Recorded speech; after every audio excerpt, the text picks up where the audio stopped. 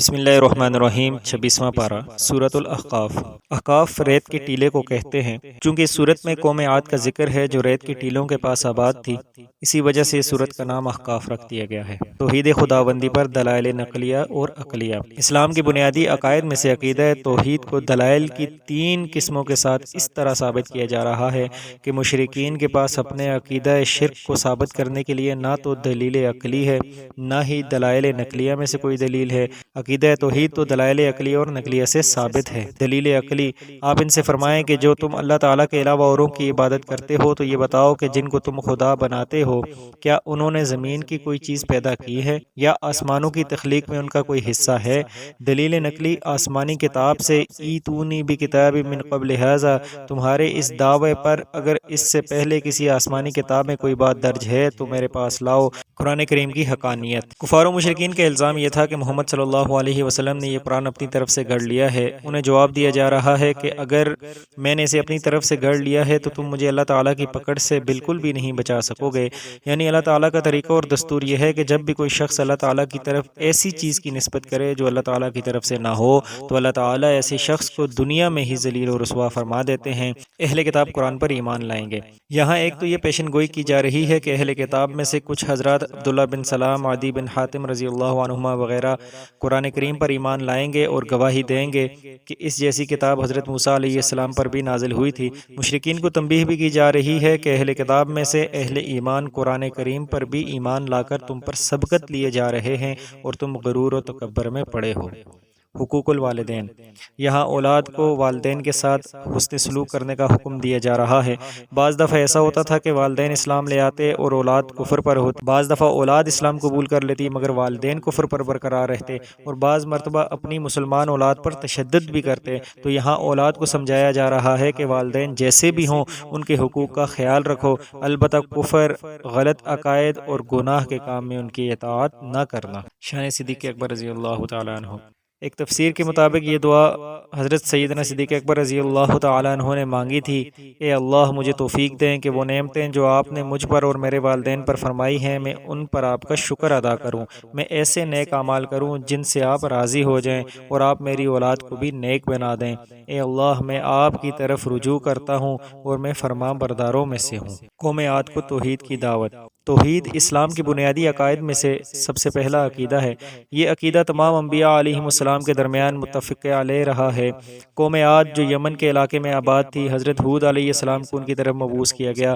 حضرت ہود علیہ السلام نے بھی دیگر انبیاء کی طرح اپنی قوم کو توحید کی دعوت دی، لیکن انہوں نے دعوت قبول کرنے سے انکار کیا۔ اللہ تعالیٰ نے ان پر عذاب نازل کر کے انہیں ہلاک کر دیا۔ جنات کا اسلام قبول کرنا۔ نبی کریم صلی اللہ علیہ وسلم اہل طائف کو تبلیغ کر کے واپس مکہ تشریف لاتے ہوئے مقام نخلہ پر فجر کی نماز کی ادائیگی میں تلاوت فرما رہے تھے۔ جنات کی ایک جماعت وہاں سے گزر رہی تھی، وہ ایک دوسرے کو خاموش کروا کر قرآن کریم سننے کے لیے رک گئے، اسلام بھی قبول کر لیا اور اپنی قوم کے لیے داعی بنے۔ پھر وقتاً فوقتاً کئی وفود نبی اکرم صلی اللہ علیہ وسلم کے پاس آتے اور اسلام قبول کرتے رہے۔ امام الانبیاء کو صبر کی تلقین۔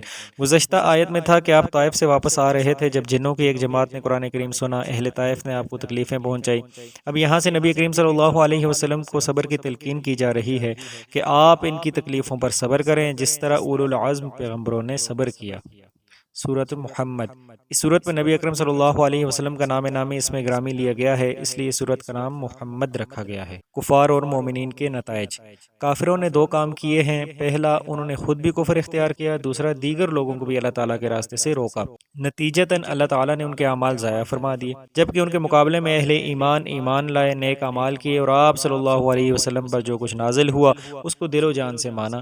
نتیجتاً اللہ تعالیٰ نے ان کے گناہوں کو معاف فرما دیا اور ان کے احوال اور دلوں کی بھی اصلاح فرمائی۔ جنگی قیدیوں کے متعلق احکامات۔ یہاں بتایا جا رہا ہے کہ قیدیوں کے بارے میں 2 اختیار ہیں، فدیہ لے کر آزاد کر دیں یا بغیر فدیہ کے آزاد کر لیں۔ جب بدر کے موقع پر کفار کے 17 آدمی گرفتار ہوئے تو نبی اکرم صلی اللہ علیہ وسلم نے صحابہ کرام کی اکثریت کے مشورے سے فدیہ لے کر انہیں چھوڑ دیا تھا، جس پر اللہ تعالیٰ نے ناراضی کا اظہار فرمایا تھا، جبکہ یہاں فدیہ لے کر چھوڑنے کا اختیار دیا جا رہا ہے۔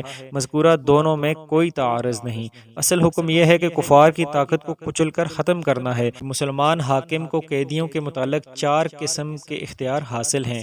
قتل کر دے، غلام بنا دے، فدیہ لے کر آزاد کر دے، فدیہ میں پیسے بھی ہیں اور قیدیوں کا تبادلہ بھی ہے، یا فدیہ کے بغیر آزاد کر دے۔ اہل جنت کے لیے انعامات۔ گزشتہ آیات میں جہاد و قتال کا بیان تھا، اب جنتیوں کے انعامات کو بیان کیا جا رہا ہے۔ دوسرے انعامات کے علاوہ اللہ تعالیٰ 4 قسم کی نہریں بھی عطا فرمائیں گے۔ پانی کی نہر جو بالکل صاف ہوگی، دودھ کی نہر جس کا ذائقہ تبدیل نہیں ہوگا، شراب کی نہر جو لذت والی ہوگی، کڑوی نہیں ہوگی، بدبودار نہیں ہوگی، شہد کی نہر جو بالکل صاف ستھری ہوگی۔ مومنین اور منافقین کے درمیان فرق۔ اہل ایمان یعنی صحابہ اکرام رضی اللہ عنہم مخلص تھے، نبی اکرم صلی اللہ علیہ وسلم اور قرآن کریم کے ساتھ ان کے عشق کی انتہا تھی، تو یہ انتظار میں رہتے تھے کہ کوئی نئی صورت نازل ہو تاکہ ہمارا ایمان تازہ ہو اور جہاد کی اجازت بھی مل جائے۔ منافقین بھی زبانی طور پر یہی بات کہہ دیتے ہوں گے، جب کوئی صورت نازل ہوتی اور اس میں جہاد کا بھی ذکر ہوتا تو منافقین کی حالت خوف کی وجہ سے اس شخص کی طرح ہو جاتی جس پر موت کی غشی طاری ہو چکی ہو۔ کفار کے لیے وعید۔ اس وعید کا مصداق ہر وہ کافر ہے جو شریعت کے راستے سے روکتا ہے، لیکن بطور خاص اس سے مراد بنو قریظہ اور یہود ہیں۔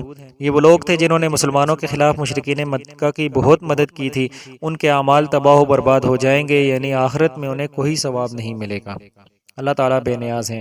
پہلے اللہ تعالیٰ نے مال خرچ کرنے کا حکم دیا، اب اللہ تعالیٰ اپنی شان بے نیازی فرما رہے ہیں کہ ہمیں تمہارے مال کی ضرورت نہیں، یعنی اس کا فائدہ تمہیں ہی ہونا ہے، بلکہ تم خود بھی اگر تبدیل ہو گئے تو تمہاری جگہ ہم اور لوگوں کو لے آئیں گے جو تمہاری طرح نہیں ہوں گے، بلکہ وہ ہماری مکمل اطاعت کریں گے اور ہمارے حکموں کو مانیں گے۔ سورۃ الفتح۔ نبی اکرم صلی اللہ علیہ وسلم نے ارادہ فرمایا کہ صحابہ اکرام کے ساتھ عمرہ کریں، اور آپ نے خواب بھی دیکھا تھا کہ صحابہ اکرام رضی اللہ عنہم کے ساتھ مکہ مکرمہ میں داخل ہو رہے ہیں۔ چنانچہ سن 6 ہجری کو آپ عمرہ کرنے کے لیے اپنی جماعت کے ساتھ روانہ ہوئے۔ مشرکین کی رکاوٹ کی وجہ سے حدیبیہ کے مقام پر پڑاؤ ڈالا۔ اس موقع پر یہ آیت نازل ہوئی جس میں خوشخبری ہے کہ اللہ تعالیٰ نے آپ کو ایک کھلی فتح عطا فرما دی جو سن 8 ہجری کو فتح مکہ کی صورت میں پوری ہوئی۔ فتح اور مغفرت میں جوڑ۔ ذنب کا ایک معنی الزام ہے۔ نبی اکرم صلی اللہ علیہ وسلم پر مکی اور مدنی زندگی میں جن لوگوں نے الزام لگائے تھے، اس کھلی اور شاندار فتح کی وجہ سے وہ آپ کے معتقد و موافق بن جائیں گے۔ اب وہ الزام کی بجائے آپ کی مدح کریں گے۔ بیعت رضوان۔ جب نبی اکرم صلی اللہ علیہ وسلم اپنی جماعت کے ساتھ عمرہ کے لیے جا رہے تھے تو حدیبیہ کے مقام پر مشرکین کی طرف سے رکاوٹ ڈالی گئی۔ آپ نے حضرت عثمان رضی اللہ عنہ کو مکہ مکرمہ بھیجا کہ مشرکین کو اطلاع کریں کہ ہم صرف عمرہ کرنا چاہتے ہیں اور کوئی مقصد نہیں۔ اس وقت نبی اکرم صلی اللہ علیہ وسلم کو اطلاع دی گئی کہ حضرت عثمان رضی اللہ عنہ مکہ میں شہید کر دیے گئے ہیں۔ صلی اللہ علیہ وسلم نے اپنے جانثاروں سے بیعت لی کہ حضرت عثمان رضی اللہ عنہ کا بدلہ لیے بغیر واپس نہیں جائیں گے۔ منافقین کی ہیلے بہانے۔ نبی اکرم صلی اللہ علیہ وسلم جب حدیبیہ کے سفر پر جانے لگے تو حضرات صحابہ اکرام تو پہلے ہی سے ہی تیار تھے، لیکن منافقین کے دل میں یہ تھا کہ اگر ہم عمرہ کے لیے مکہ گئے تو قتل ہو جائیں گے، واپس نہیں آ سکتے، جبکہ زبان سے یہی کہتے تھے کہ ہماری مجبوری تھی، کچھ مصروفیت تھی، اس لیے ہم نہیں جا سکے۔ تو ان کی زبان پر کچھ اور ہے اور دل میں کچھ اور ہے۔ شرکائے بیعت حدیبیہ سے رضا کا اعلان۔ جو صحابہ اکرام رضی اللہ عنہم نبی اکرم صلی اللہ علیہ وسلم کے ساتھ حدیبیہ میں شریک تھے، انہوں نے حضور اکرم صلی اللہ علیہ وسلم پر بیعت حدیبیہ کی، جسے بیعت رضوان بھی کہتے ہیں۔ اللہ تعالیٰ نے ان تمام شرکاء سے غزوہ بدر کے شرکاء کی طرح اپنی رضا کا اعلان فرما دیا ہے۔ وَأَثَابَهُمْ فَتْحًا قَرِيبًا سے مراد فتح خیبر ہے جو حدیبیہ سے واپسی کے بعد حاصل ہوئی۔ اللہ تعالیٰ نے مسلمانوں کو بہت سارا مال غنیمت بھی عطا فرمایا جس سے معاشی خوشحالی حاصل ہو گئی۔ اللہ تعالیٰ کی حکمت بالغہ۔ جب حضرت عثمان غنی رضی اللہ عنہ حدیبیہ سے مکہ گئے تھے، ادھر سے مشرکین نے 50 آدمی بھیج کر نبی اکرم صلی اللہ علیہ وسلم کو نعوذ باللہ قتل کرنے کی ناکام کوشش کرنا چاہی، مگر اللہ تعالیٰ نے ان افراد کو مسلمانوں کے ہاتھوں گرفتار کروا دیا۔ ادھر مشرکین نے حضرت عثمان اور آپ کے ساتھیوں کو مکہ میں روک لیا۔ اس وقت اللہ تعالیٰ نے ان 50 افراد کو قتل کرنے سے مسلمانوں کے ہاتھوں کو روک دیا۔ ادھر مشرکین کے دل میں مسلمانوں کا رعب ڈال دیا، وہ بھی حضرت عثمان اور ان کے ساتھیوں کو شہید کرنے سے رک گئے اور صلح پر آمادہ ہو گئے۔ سکینت کا نازل ہونا۔ جب صلح حدیبیہ کا معاہدہ لکھا جانے لگا تو مشرکین نے ضد اور تکبر کی وجہ سے کچھ ایسی چیزوں پر اصرار کیا جو صحابہ اکرام کو ناگوار گزریں، تو اس وقت اللہ تعالیٰ نے اپنے پیغمبر صلی اللہ علیہ وسلم اور صحابہ اکرام رضی اللہ عنہم کے دلوں میں تحمل پیدا کیا اور انہیں تقوی پر ثابت قدم رکھا۔ اسی کو سکینت سے تعبیر کیا ہے۔ خواب کا ذکر۔ نبی کا خواب وہی ہوتا ہے، یہاں سے اس خواب کا ذکر ہے جو نبی اکرم صلی اللہ علیہ وسلم نے حدیبیہ کے سفر پر جانے سے پہلے دیکھا تھا کہ ہم عمرہ کرنے کے لیے مکہ مکرمہ میں داخل ہو رہے ہیں۔ اس خواب کی تعبیر سن 6 ہجری کے بجائے سن 7 ہجری کو پوری ہوئی۔ آپ نے اپنی جماعت کے ہمراہ امن اور سکون کے ساتھ عمرہ کی ادائیگی فرمائی۔ غلبہ برہانی اور غلبہ عملی۔ غلبہ کی دو قسمیں ہیں، ایک ہے غلبہ برہانی اور ایک ہے غلبہ عملی۔ غلبہ برہانی یعنی دلیل کے ساتھ تمام ادیان پر دین محمد کا غالب ہونا، یہ حضور صلی اللہ علیہ وسلم کے دور میں ہو چکا ہے، اور غلبہ عملی صحابہ اکرام رضی اللہ عنہم کے دور میں ہو چکا ہے، اور پورے کرۂ ارض پر غلبہ عملی حضرت عیسیٰ علیہ السلام کے دور میں ہوگا انشاءاللہ العزیز۔ محمد الرسول اللہ۔ صلح نامہ میں مشرکین نے اپنی ضد اور تکبر کی وجہ سے محمد الرسول اللہ لفظ رسول اللہ لکھوانے سے انکار کیا تھا، تو اللہ تعالیٰ نے قرآن کریم میں محمد الرسول اللہ کو نازل فرما کر قیامت تک کے لیے اس کو مستقل حصہ بنا دیا۔ محمد پیغمبر کی ذات کو کہتے ہیں، رسول پیغمبر کی بات کو کہتے ہیں، پیغمبر کی ذات بھی محفوظ ہے، پیغمبر کی بات بھی محفوظ ہے۔ صحابہ اکرام رضی اللہ عنہم کی صفات۔ جو آپ صلی اللہ علیہ وسلم کے ساتھی ہیں وہ کفار کے مقابلے میں سخت ہیں، آپس میں نرم ہیں۔ تم دیکھو گے کہ وہ رکوع کرتے ہیں، سجدے کرتے ہیں، اللہ کا فضل اور اللہ کی خوشنودی تلاش کرتے ہیں۔ کثرت سجود کی وجہ سے ان کے چہرے پر نشان نظر آتے ہیں۔ ان کے اوصاف تورات و انجیل میں بھی بیان کیے گئے ہیں۔ ان کی مثال ایسی ہے جیسے کھیتی ہو جس نے پہلے تو اپنی کومپل نکالی ہو، پھر اس کو مضبوط کیا ہو، پھر تھوڑی سی موٹی ہو جائے، پھر اپنے تنے کے سہارے کھڑی ہوئی ہو کہ کسان اس کو دیکھ کر خوش ہوتا ہے۔ یہ اللہ تعالیٰ اس لیے کرتے ہیں کہ اس سے کافروں کا دل جلے۔ سورۃ الحجرات۔ اس سورت میں حجرات یعنی نبی اکرم صلی اللہ علیہ وسلم کے رہائشی حجروں سے پیچھے سے آپ صلی اللہ علیہ وسلم کو آواز دینے سے منع کیا گیا ہے، اسی وجہ سے اس کا نام حجرات رکھ دیا گیا ہے۔ مجلس نبوی کے آداب۔ سورت کی شروع والی آیات میں مجلس نبوی صلی اللہ علیہ وسلم کے آداب کو بیان کیا جا رہا ہے کہ جن معاملات کا فیصلہ نبی مکرم صلی اللہ علیہ وسلم نے کرنا ہو اور ان معاملات میں آپ نے مشورہ بھی طلب نہ کیا ہو تو ان میں نبی صلی اللہ علیہ وسلم سے آگے بڑھنا اور پھر اس میں بحث و مباحثہ کرنا خلاف ادب ہے۔ جیسے قبیلہ تمیم کے وفد کے امیر بنانے کے متعلق نبی کریم صلی اللہ علیہ وسلم کے فیصلے سے پہلے حضرات شیخین رضی اللہ عنہما کے مابین بحث ہوئی تھی۔ اس وقت یہ ابتدائی آیات نازل ہوئی جن میں ایمان والوں کو حکم دیا گیا ہے کہ اپنی آوازیں نبی کی آواز سے بلند نہ کریں۔ یہ حکم جس طرح نبی پاک صلی اللہ علیہ وسلم کی زندگی میں تھا، اسی طرح آپ کی وفات کے بعد آج بھی مسجد نبی کی حدود میں یہی حکم ہے، کہیں ایسا نہ ہو کہ تمہارے اعمال برباد ہو جائیں۔ آداب معاشرت۔ ہر وہ بات جس سے معاشرے میں لڑائی یا فتنہ ہو یا اس سے کسی مسلمان کو تکلیف پہنچے، اس سے ان آیات میں منع کیا گیا ہے۔